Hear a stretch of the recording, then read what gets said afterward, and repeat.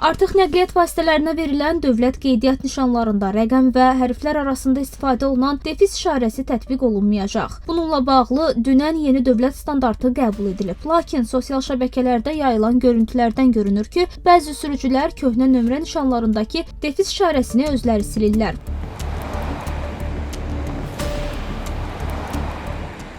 Bu isə qanun pozuntusudur. Məsələ ilə bağlı Baş Dövlət Yol Polisi İdarəsi xəbərdarlıq edir. Buna görə də həmin nişanlara müdaxilə edilməsi inzibati məsuliyyət yaradır. Köhnə nömrələr yararsız hala düşərsə, hərflər və ya rəqəmlər oxunmaz hala gələrsə, bu halda yenisi ilə əvəz edilməlidir. Bəzi hərflərin deformasiyası qayda pozuntuları zamanı cərimələrin fərqli adamlara getməsinə səbəb olur. Birmənalı olaraq bu yazılar oxunaqlı olmalıdır. Əgər oxunmağında hər hansı bir problem yoxdursa, nömrə nişanı yenisi ilə əvəzlənməsinə ehtiyac yoxdur.